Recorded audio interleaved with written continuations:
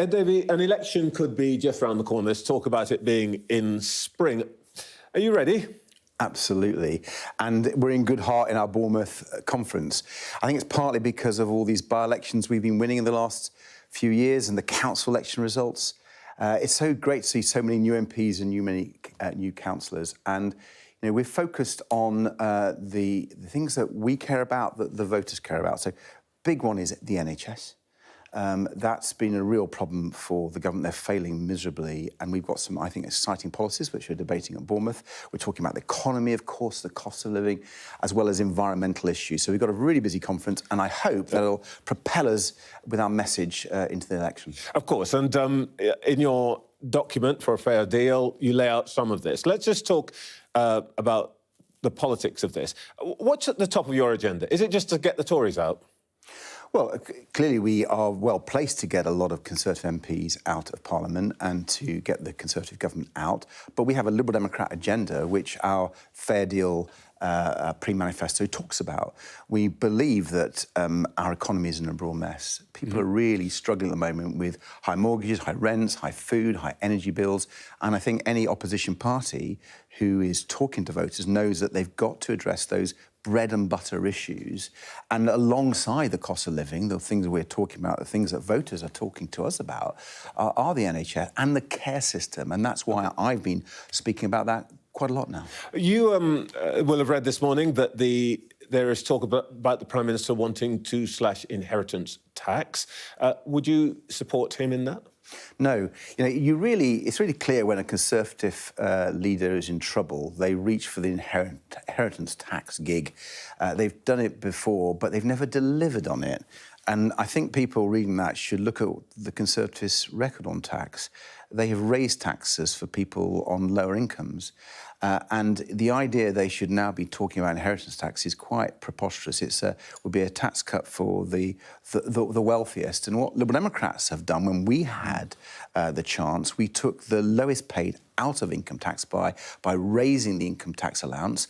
Look what the Conservatives have done. We took over 3 million people out of income tax completely. Okay. The Conservatives have frozen that, and they've dragged the lowest paid back into income tax. That is a dramatic difference in terms of our priorities and the Conservatives, and that's why we talk about fair deal with real substance on those sorts of issues. I want to come to the fair deal thing, but let's clear the air on one thing before we go on. You've already implied that you've got your policies, but part of it is that you want to be very different to Conservatives.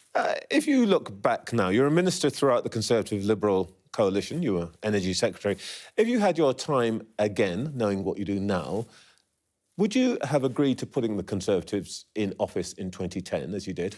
Well, listen, Trevor, I've fought the Conservatives all my life. When I won my seat in Kingston and Surbiton, it was against the Conservatives, and I'm always fighting them in my seat. Yeah, you didn't fight them for the 5 years that you were minister in their government. No, but that's my point. I did.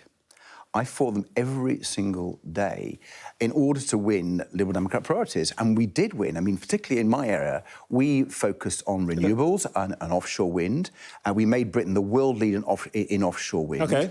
And that was in the face of Tory opposition. If you remember, take yourself back to those days, George Osborne and people like him were trying to stop me as a Liberal Democrat minister taking forward that agenda, and we won. I fought them and we won. And, that's what we're doing. We're doing, in whatever situation, we will strive to stop them doing what they want to do and make sure the Liberal Democrat agenda, whether it's on fairness, whether it's on the attacking climate change, those sorts of policies come through. I get the point then. There's no objection in your part, in principle, to being part of some kind of coalition because you can fight from the inside. Let's go back to talk about what you want, which is in your, as you called it, the pre-manifesto document.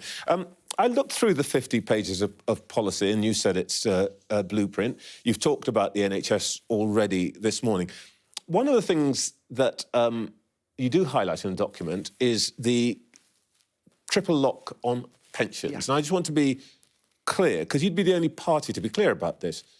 Would you want to keep it if you were a Lib Dem government or part of any other kind of government? Yes. Under any circumstances, you will keep the triple lock. Please, can I explain why? Because it's not just some random thing. The Liberal Democrats first came up with the triple lock. It was a guy called Steve Webb, who became Britain's best pension minister, and we introduced it. Tories weren't keen on it. We introduced it, and we think it's been very successful. And let me explain why, the background. Because it's really important. It's a long history. Pensions over a we don't decade. Need to have the whole long history today. But the Conservatives broke the link between pensions and earnings back in 1980.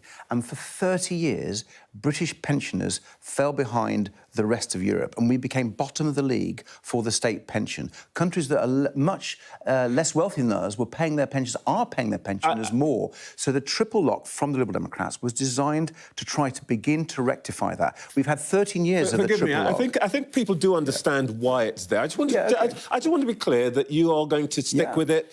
I hope you can see the passion the IFS says behind it's going to cost 45 billion, and I just want to get clear. You want to stick with it. Let's talk about a second thing that's in your 50-page document. You're promising 150,000 new council or social housing homes each year. Would any of those be built on the Green Belt?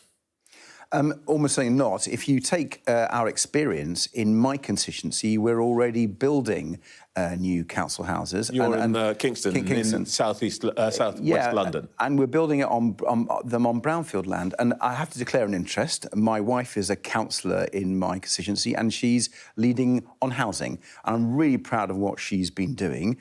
She's now got a programme of building new council homes on brownfield sites, which is the largest programme for over 40 years. We're hoping to build 1,000. And, you know, I'm so proud of her and what the Liberal Democrats are doing. We're showing that our policies can be enacted. So if I live in the Green Belt and there's a Lib Dem government, I can be absolutely certain you're not going to be sticking a housing development next to me. Keir Starmer says that Labour would consider building on the Green Belt, and he says that he's backing the builders, not the blockers. You OK with being a blocker? I want to be a builder, but in places where people want houses built. The key thing is to make sure we get the right houses, which means that some have got to be more affordable than the ones that the developer-led approach from the Conservatives produced. But we want to make sure that it's sustainable too. And there is, you know London very well, Trevor. I do. Across London, there's so many brownfield sites that have not been built on, where it's perfect for building houses. All right, I'm hastening you along because you've got limited time. I've actually read through your document, and there are a lot of promises like this. In fact, I counted 24 spending promises, which run... That's quite standard, each of which are in the hundreds of millions, including 1,000 more doctors, and there's some which are a billion extra pounds for farmers, £10,000 for every adult to spend on education and training during their lifetimes, add up to 10 billion a year, thereabouts. The question that most people will ask, and you're not saying we might, the document says we will, I counted 36 times. Most people are going to ask, how are we going to pay for all of this? And what I think is really interesting is that uniquely in politics, you tell us, you say that you are going to raise it through taxes. What taxes? Well, let me take you through the spending program. No, don't take me through. Tell me how you're going to pay for it. Which taxes are going to pay for these tens of billions of promises? I'm very happy to do that, but it's not all being paid through taxes. That's going to be my point. First of all, a lot of our spending actually saves money. Take our proposal for free personal care. It's got a price tag of 5 billion. You probably read that in that document. But it also saves a huge amount of money on the NHS because people can leave hospital more quickly, so they're not taking up expensive bed space. You hope you'll save that amount of money. You don't know that, do you? Well, a lot of it, I listen to people who've studied this in great detail, and I take what they say very seriously, and that they believe that we can save up to £3 billion from the NHS and the budget on care homes. So I think that's very sensible. You can get better services, you can help the NHS, and you can save money. That makes sense, surely.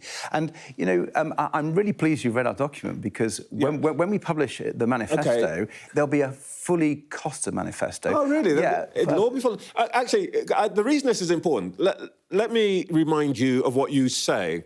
We will make sure that day-to-day spending does not exceed the amount of money raised in taxes over the medium term, with additional flexibility during periods of economic crisis. I read that as saying that you're going to pay for it through taxes. So let me come back to you. Will you be raising taxes, particularly income tax, to pay for all of that. Your predecessors, Paddy Ashdown said a penny on the pound for education. Nick Clegg wanted a mansion tax. They were very honest. They said, we're going to have to pay for these things. Are you going to want new taxes to pay for all of the things that you've just talked about? Well, I'm very happy to come to taxes, not least because I've been talking about that during the Parliament.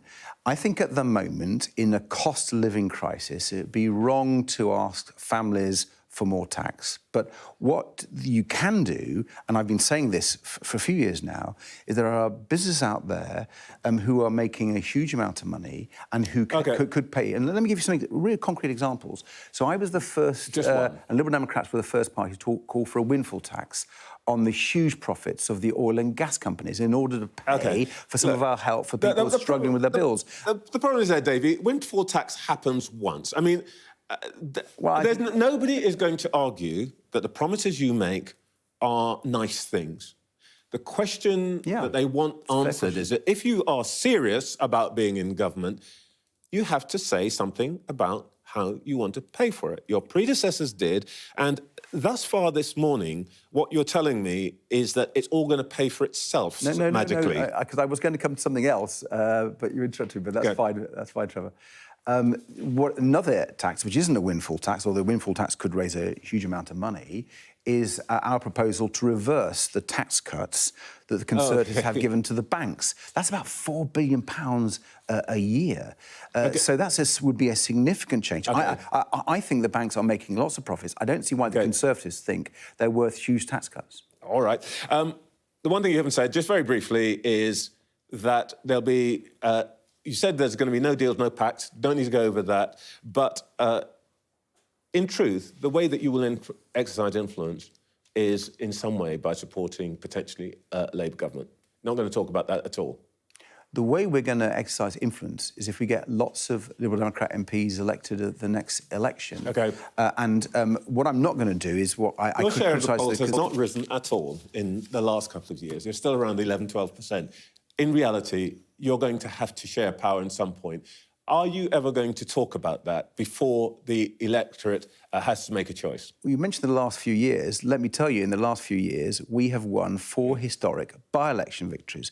We've made huge gains in councils and councillors across the country. But I'm really proud of what we are doing. That's why we're so confident in Bournemouth. And when I look to the next election, I think we will win lots of Liberal Democrat MPs, defeating huge number of Conservatives across the blue wall that I've talked about a lot, and back in the West Country, where I'm so proud we're now winning in the South. I know, Lib Dems are back in the West Country. Ed Davey, thank you very much indeed. We'll talk again.